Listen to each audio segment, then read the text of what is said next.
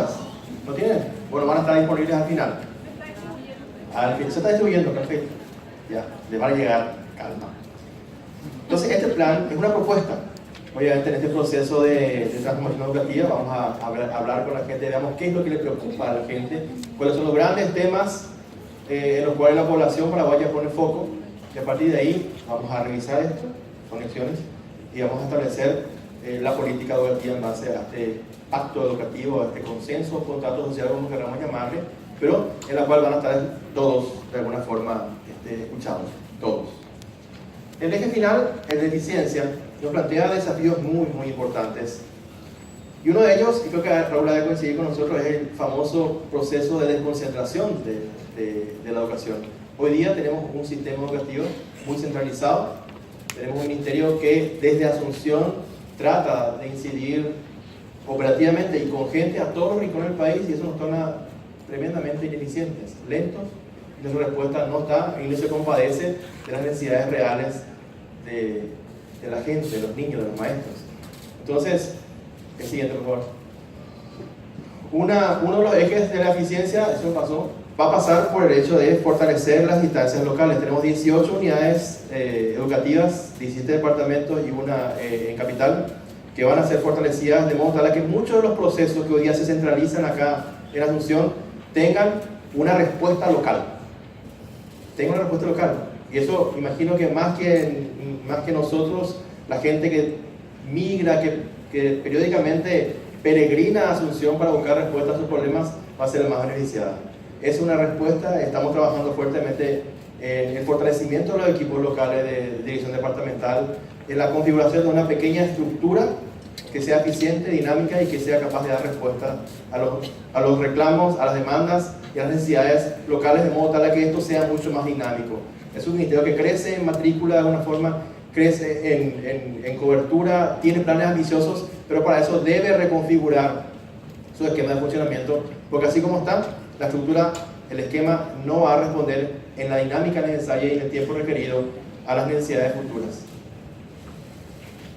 A ver, la implementación de la carrera profesional de educador es un gran desafío. Estamos hablando de uno de los desafíos más importantes que ya tenemos. Nos ha heredado Raúl una propuesta que estamos todavía trabajando con los gremios docentes, con los educadores, para poder hacer efectiva. Eso implica evaluar o revisar o normar toda la trayectoria educativa del educador, desde el ingreso, la permanencia, la promoción y la salida. Es un data muy importante y uno de los factores de éxito, uno de los factores clave de éxito que han detonado progresos importantes en muchos países. Cuando hablamos de Perú, por ejemplo, Perú ha tenido progresos envidiables. Se habla de una especie de milagro peruano en la región, porque en 6 años han pegado un salto importante en resultados. Y cuando uno habla con la gente, bueno, uno de los pilares del proceso de mejora en Perú tuvo que ver con la reforma magisterial, que ellos llaman. Tiene que ver con todo este proceso meritocrático de promoción de la carrera del educador. El ordenamiento administrativo y progresivo del anexo de personal en la institución, el MEC tiene un problema. Hay que reconocer que el MEC tiene un problema, pero esto es una cuestión muy interna. Tiene que ver con que necesitamos personal administrativo en las aulas, no solamente docente, el personal que configura un aula, un colegio, una escuela, no es solamente el maestro, está el director, y necesitamos personal de apoyo. Hace 40 años que no se crean rubros administrativos. Entonces muchos de los maestros, muchas de las personas que están hoy día desempeñando tareas como bibliotecario, incluso celadores, personal de apoyo, están con rubros docentes. Esto es un desafío interno que queremos hacerlo. Siguiente, por favor. Ese es el tema de la carrera de educador, la reingeniería de los procesos de gestión de las personas, el diseño de un programa de salud. Eso es muy importante porque, y ese es un tema bastante interesante en la visión del ministro, que tiene que ver con el factor humano.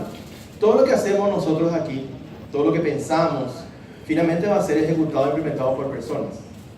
Las personas no son máquinas, las personas tienen que sentirse motivadas, tienen que sentirse apoyadas, tienen que sentirse valoradas, para que todo lo que diseñamos tenga respuesta, pueda funcionar. Entonces, estamos hablando de un programa en el cual vamos a destacar el factor humano, vamos a darle al docente el apoyo necesario. El docente, y eso lo hemos visto y lo hemos configurado como una de las alertas importantes, lastimosamente hoy no recibe de su Ministerio de Educación el apoyo que requiere para mejorar su práctica. El docente necesita apoyo concreto. El docente que tiene dentro de su estructura como persona tiene debilidades, también tiene fortalezas. Aprovechemos esas fortalezas y démosle lo que hace falta para compensar de repente esas debilidades.